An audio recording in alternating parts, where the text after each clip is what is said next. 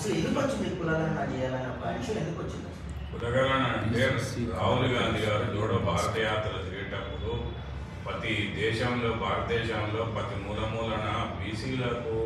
SC ఎస్టీలకు బలహీన వర్గాలకు అన్యాయం జరుగుతున్నది. వాళ్ళకు సరి అయిన గవర్నమెంట్ పుస్తకాల్లో వాళ్ళకు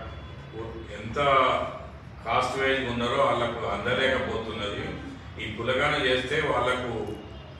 ఈ సరి అయిన న్యాయం జరుగుతుందని ఒక భావనతోటి రాహుల్ గాంధీ గారు ఈ కులగణన చేయాలని ఒక పట్టుదలతోటి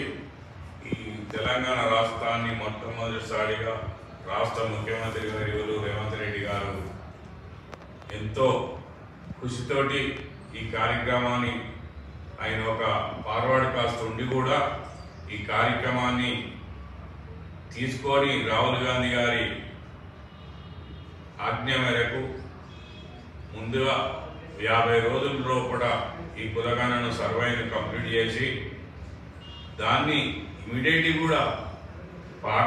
అసెంబ్లీలో బిల్ పెట్టి 42% బీసీలకు అసెంబ్లీలో కూడా బిల్ పాస్ చేసినందుకు రాష్ట్ర ముఖ్యమంత్రి గారికి నా ఉదయపూర్వక ధన్యవాదాలు తెలుపుతూ ఈ తెలంగాణ రాష్ట్రంలో బీసీలకు 42% చేసినందుకు బీసీ వర్గాలకు ఎంతో అభివృద్ధిలో అన్నిట్లా